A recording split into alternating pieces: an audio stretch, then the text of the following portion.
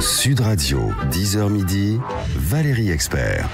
Bonjour à toutes et à tous, une émission un petit peu particulière aujourd'hui puisqu'on a le grand plaisir d'avoir Patrick Sébastien avec nous. Et bonjour. C'est moi qui ai le grand plaisir d'être avec vous. Et non, on est content. Bonjour Gilles Gansman, on est content de vous avoir. Ça va, moi je suis toujours en forme. Pour parler de votre livre S'enchaîne, pour parler de que sont-ils devenus après l'arrêt de la télé. Arrêtez, vous m'avez enterré déjà. Bref, pas mal d'actualités. Comment ça va ? Ça va, mais écoute, regarde. Vous êtes magnifique, je veux le dire à nos auditeurs qui ne nous suivent pas sur le live. J'ai perdu 8 kilos parce que j'ai décidé. Ça, c'est justement, j'essaie de l'expliquer aux gens qui me suivent, tu sais, sur ma chaîne YouTube. Parce que oui, vous êtes aussi. On a 1 million d'abonnés, donc je leur parle. En fait, après, ce qu'ils m'ont fait à la télé, c'est cette espèce de truc assez incompréhensible. Enfin, on va en reparler. Mais dans ces cas-là, moi, j'ai toujours des réactions comme ça. C'est-à-dire qu'au lieu de m'apitoyer sur moi-même, de me laisser aller. Il y a deux solutions dans ces cas-là. Soit tu te laisses aller, soit tu te testes ta propre volonté. C'est-à-dire que tu te prouves que tu peux faire quelque chose par ta propre volonté. Et donc je me suis dit, tiens, je vais me tordre, et puis je vais me faire un régime, et je vais perdre 7-8 kilos. Voilà. Et j'ai testé, et ça a marché. Et arrêter de fumer, non ? Non, ça pas pour l'instant. On peut pas tout arrêter non plus. Et j'ai fait le même régime que toi, c'est-à-dire le fameux régime comme j'aime pas. C'est-à-dire tout ce que t'aimes pas. Mais c'est pas. Mais faut juste préciser, c'est pas le régime comme j'aime. C'est pas. C'est comme j'aime pas. Voilà, c'est comme j'aime pas. C'est toi qui décides. Mais donc vous avez arrêté quoi ? Ah ben t'arrêtes tout, le sucre, l'alcool. L'alcool, je n'ai pas arrêté grand-chose, je ne buvais pas de toute façon. Mais la charcuterie, puis arrêter de mal manger. Ouais. De manger n'importe quand, n'importe comment. J'ai un diététicien qui s'appelle Monsieur Azam, que je salue. Mais ça correspond à quoi, cette envie de maigrir, justement ? L'arrêt de la télé, c'est... Non, j'en avais marre. Parce qu'il faut un déclic pour maigrir. D'une part, j'en avais marre du bide, ça m'énervait. Et puis j'ai envoyé mon copain Jacques Malater, je lui faisais voir le showcase qu'on avait fait cet été avec les chansons. Il me dit, putain, il est pas mal Demis Roussos là. Peut-être tu m'énerves avec Demis Roussos. Ça m'a gonflé. Ah ben voilà, donc il y a eu un déclic. Et puis c'est vrai que dans ce truc qui est assez difficile à supporter, c'est-à-dire ce qui est quand même une injustice assez flagrante, ce qui s'est passé avec moi par rapport à la télé. Parce que j'ai du mal à expliquer à ma fille qu'il faut travailler à l'école. Si ma fille travaille bien à l'école, elle me dit, ouais, mais toi, t'as bien travaillé, on t'a jeté quand même. C'est vachement difficile à expliquer. Et là, dans ces cas-là, si tu veux rester vivant, ça m'est arrivé quand même plein de fois dans ma vie, d'avoir des contrariétés bien pires, faut se poser des paris à soi-même.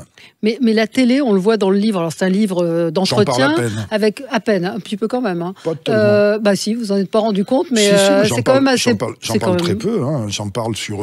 Il y en a. Je dois en parler. Je parle de tout ce que j'ai fait avant, mais pour ce qui est de France 2, il y a quelques pages bien senties quand même sur ce qui s'est passé sur je me demande même s'il y a une page, si je te jure. Si, il y en a plus que ça. Moi, je l'ai lu là. C'est pas moi, c'est lui qui l'a dit. Mais moi, j'en ai parlé exprès d'ailleurs. On en avait parlé un peu plus et j'ai dit, moi, je veux pas m'attarder dessus. J'ai dit juste, effectivement, ce que je pensais de cette histoire. Voilà. Un entretien donc avec Marc Delizy et François Darmigny. François Darmigny qui est un photographe de grand talent. Un mec super. Et Marc Delizy qui est un journaliste qui a dirigé de nombreuses rédactions. Et c'est étonnant parce que vous vous êtes confié dans plusieurs livres. Et dans celui-ci, oui, voilà, ils ont passé du temps avec vous, ils ont eu du mal à vous suivre parfois jusqu'au bout de la nuit, ils le disent, parce que je suis décalé. Non, parce que je suis décalé. Moi, je vis pas comme eux. Je me couche, moi, tous les matins à 4h30, 5h, régulièrement depuis des années, depuis 50 ans. Donc, il faut me suivre. Pour des gens qui se lèvent à 8h du matin, c'est vrai que c'est pas facile. Oui, alors, c'est eux, effectivement, qui reviennent, mais l'arrêt de la télé, c'est quand même, on sent une blessure. C'est d'une violence. En plus, c'est Nana qui l'a appris, c'est votre femme qui a été à France Télévisions et à qui on a dit que l'émission s'arrêtait. On m'a toujours pas parlé, moi. On m'a toujours pas parlé. Ah, toujours pas. Non, on m'a toujours pas parlé. Mais ce qui est marrant, c'est que c'est au bout de 23 ans, quoi. Je veux dire, je regarde les mecs qui partent, et surtout avec les services qu'on a rendus, quoi. En principe, les mecs qui partent avec des fleurs, avec des hommages et tout. Moi, on m'a jeté dehors, quoi, avec. Mais tu sais. Mais pourquoi vous achetez, vous le savez, vous, maintenant ? Hein ? Pourquoi ? Parce que vous êtes trop vieux ? Parce qu'au lieu de faire de la télévision... Parce que vous êtes trop populaire ? Parce qu'au lieu de faire de la télévision pour les gens qui dirigent, j'ai fait de la télévision pour ceux qui la regardent. C'est tout con, hein. Et pourquoi vous n'avez pas fait pour ceux qui dirigent ? Parce que je ne sais pas s'y répondre, parce que c'est pas mon truc, parce que... Mais c'est quoi la raison ? Mais vous avez dû réfléchir à la raison pour laquelle, à part l'homme blanc de plus de 50 ans... c'est déjà un truc. C'est déjà la principale raison. C'est déjà un truc qui est inacceptable, parce que je sais plus, Madame Schiappa, elle est ministre de l'égalité homme-femme, je crois. L'égalité, moi, à l'école, on m'a appris que c'était pareil. l'égalité. Et par contre, quand on dit un homme blanc de plus de 50 ans et qu'on exclut quelqu'un parce qu'il est homme blanc de plus de 50 ans, on n'entend personne. Ça veut dire que c'est pas l'égalité, quoi. Aujourd'hui, il y a une ségrégation de la part de la chaîne, d'ailleurs, vis-à-vis des hommes. Voilà, il faut pas être un homme. Là, j'ai regardé les programmes de la semaine dernière. Tous les primes, c'est des femmes. Alors c'est très bien, hein, moi j'ai rien contre, hein, je trouve ça très bien, mais c'est plus de la parité. C'est quand on supprime les hommes pour mettre des femmes à la place systématiquement.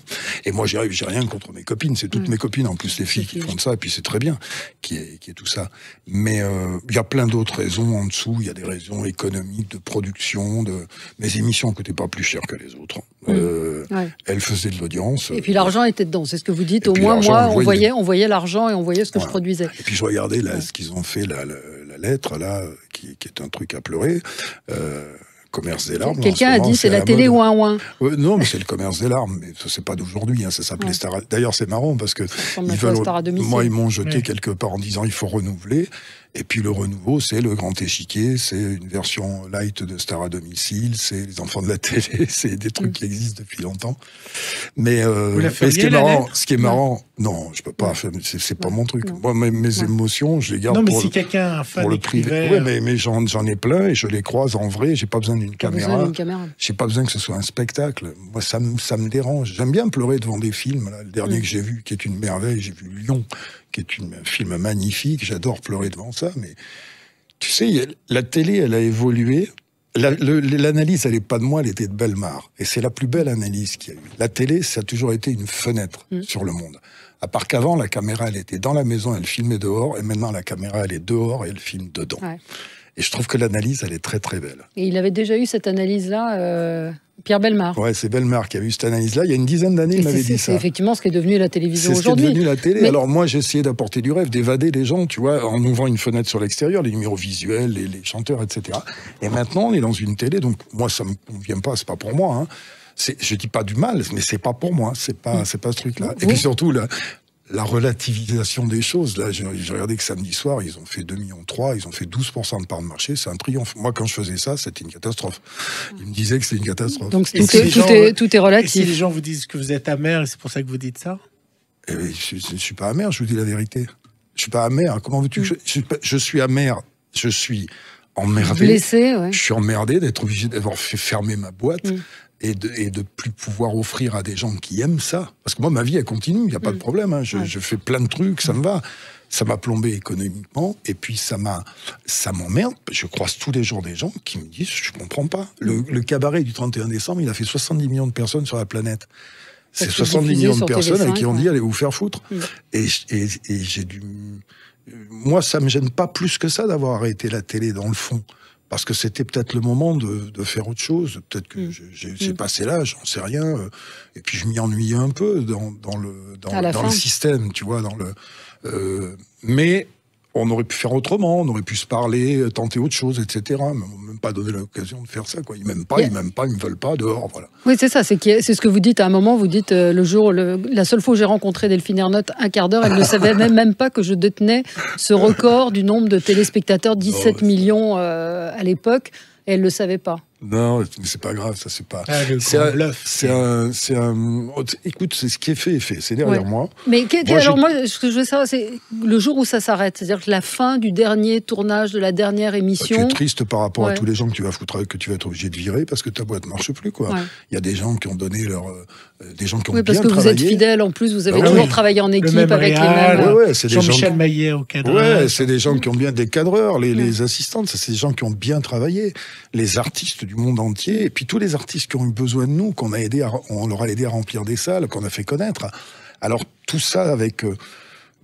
parce que, ok, à part mon caractère, c'est moi le problème, c'est mon caractère à moi, mais autrement, je trouve qu'on n'a pas trop mal fait notre travail, quoi. Mais finalement, quand vous voyez Incroyable Talent, c'est le grand cabaret modernisé avec un jury. Ouais, mais ça vient des États-Unis, mais c'est très bien, Incroyable Talent. Ça permet au moins de faire découvrir des gens. Mais cette forme-là, vous n'auriez pas présenté. Non, parce que je suis pas dans le... J'aime pas les concours. Moi, je suis artiste, j'ai fait les cabarets, j'ai fait les auditions, je me suis fait jeter comme une merde. Et si j'avais écouté certaines personnes qui m'ont jeté, j'aurais pas continué. Donc, je peux pas dire à un artiste, ça c'est pas bien, ça c'est bien, ça c'est pas bien. Ce que j'ai essayé de faire... D'ailleurs, c'est marrant parce que que la première idée du cabaret, c'était ça. C'était de faire l'Eurovision des visuels. Et après, c'était mon idée. Je me suis dit, on va faire l'Eurovision des visuels. C'est une langue internationale. Non, parce que tu peux pas comparer un jongleur avec un... Non, je me suis dit, et au bout d'un moment, je me suis dit, non, on va les montrer sans les juger. C'est le spectacle. Et ce côté jugement, la télé, c'est devenu un tribunal en tout. C'est devenu, que ce soit la politique, le sport, la cuisine, la danse, machin. Il y a des... Tu sais, dans les villages, dans le temps, il y avait 3 papis qui étaient assis sur le banc, il y avait 100 mecs qui bossaient. Aujourd'hui, il y a 100 mecs assis, il y en a 3 qui bossent. Et ils jugent. Et ça me... C'est pas grave. Il y a quand même un truc formidable avec la télé. C'est pour ça que je suis pas amer. C'est la télécommande. T'es pas obligé de regarder. C'est pour ça que j'ai un œil. Il y a des choses vous regardez que quoi? Vous la regardez beaucoup, vous, la télé? Je regarde tard la nuit. Parce que vous regardez quoi en replay? Je regarde des trucs en replay. Je regarde le sport, je regarde le rugby parce que j'aime bien le rugby. Je regarde l'histoire parce que j'aime bien l'histoire. J'aime beaucoup l'histoire. Donc j'aime les docs. Je sais que les gens aujourd'hui regardent beaucoup Netflix. Et ça, non. Je ne regardais pas Netflix. Si, je regarde. Je regarde des films. J'ai les séries. Parce que si je m'embarque sur une série, ça me prend trop de temps. Et puis, à un moment, 10 minutes d'émission, 10 minutes de pub, 10 minutes d'émission, 10 minutes de pub. J'ai l'impression d'être dans un supermarché, quoi. On a Chantal qui est en ligne avec nous. Bonjour, Chantal. Oui, bonjour. Bonjour, Chantal. Bonjour, Patrick. Bonjour, Chantal. Bonjour. C'est vrai que je vous écoute depuis le début de l'émission, et c'est vrai que ne plus vous entendre, enfin ne plus vous voir à la télévision, ça a été pas bien grave, pour nous. Oui, mais bon. Pour les téléspectateurs, c'est ça. Bah oui. Ça vous manque, Très belles émissions. Ah oui, énormément. Ben, je sais qu'il y a des gens à qui ça manque. C'est ce qui m'embête le plus dans l'histoire. Je te dis parce que moi, ma vie à moi, j'ai la scène, j'ai tout ça, ça va. Mais que ce soit 3 personnes qui décidaient pour des millions d'autres qu'ils n'avaient plus droit à ça, ça me gêne un peu. Oui, parce qu'il y avait quand même des millions de personnes qui regardaient. Donc vous le suiviez depuis longtemps, hein, Patrick Sébastien? Oui. Même ça ne veut pas dire que c'est mieux que les autres, hein. C'était comme ça. Oui, c'est sûr. Qu'est-ce qui vous plaisait? J'aime bien l'homme déjà. C'est gentil, Chantal. Oui, vous avez un franc-parler, vous dites les choses. C'est bien pour ça j'y suis plus. Voilà. Vos chansons aussi, on les écoute souvent dans les fêtes de famille, de mariage, d'anniversaire. Tourner serviettes et sardines. Et oui, ça fait partie. Voilà. Et même avant, quand vous faisiez les imitations, oui, très longtemps. C'était le bon temps. C'était le bon temps. Oui, mais vous avez fait plein de choses. Merci beaucoup, Chantal, de votre témoignage. Vous avez fait beaucoup de choses. C'est tout ça, pour moi, j'ai pris pendant 30 ans du beauf, du ringard, du machin et tout. Et malgré tout, on est dans la mémoire de ces gens-là. Et même dans la mémoire moi, je croise plein de mômes de 25 ans, je suis dans leur mémoire avec mes chansons, avec le machin et tout. Ils ont traversé sur lesquels j'ai pris de tout. Hein, comme critique, j'ai tout ramassé. Mais ça vous a blessé? Moi, j'ai eu le sentiment, en lisant le livre, si vous vous dites... Il y a des moments où c'est pas facile à accepter par rapport à tes mômes. Quand t'as les mecs qui te disent sans arrêt, toi, t'es un beauf, t'es un machin, etc. Tu dis, bon, ça va, tu peux pas passer Laurent Gérard, ça vous blesse? C'est mon copain. Ouais. Pas du tout, c'est mon copain, on se parle. Il vous parodie. C'est normal, je l'ai alimenté, la caricature, quand même. Mais après... Non, ce qui vous gêne, c'est les critiques des gens qui vous regardent pas, qui ne savent pas qui vous êtes. Ce qui me gêne, c'est le mensonge et la diffamation, c'est tout. Ouais. La vérité exagérée, la caricature, elle me gêne pas. Je l'ai alimentée. Oh putain, c'est génial, c'est moi qui le fais le mieux. Après, justement, puisque vous parlez de ça, c'est pas tout moi. Voilà un moment où vous l'avez fait parce que vous avez été dénicheur de talent sur les dénicheur de terrain. Charlet et Dino, et puis évidemment Jeff Panaclock, puis plein d'autres. Et puis sur le plateau. Il vous tapait un peu dessus, ce moquait un peu. Qui ça, Jeff? C'est moi qui l'ai poussé à ça. Qu'est-ce que tu nous fais? Pareil, tu nous fais un numéro de... Ah ouais, un truc exceptionnel. Ce soir. Exceptionnel. Oui, exceptionnel. Oh putain, c'est génial. Ouais, c'est génial, c'est la fête. Tu te touches les couilles encore? Non, j'en marque pas. Il le fait à chaque fois, je le sais, hein. Donc on va faire du mentalisme. Voilà. Mentalisme? Oui, ça t'embouche un coin, ça, hein. Ah ouais. Alors on a prévu des trucs de dingue, hein. Ouais, vas-y, fais voir. Oui, parce que je suis capable de deviner ce qui se passe dans la tête des gens. Ah, tu devines ce qui se passe dans la tête des gens? D'ailleurs, Patrick, c'est dégueulasse, hein, ce que t'es en train de penser en ce moment.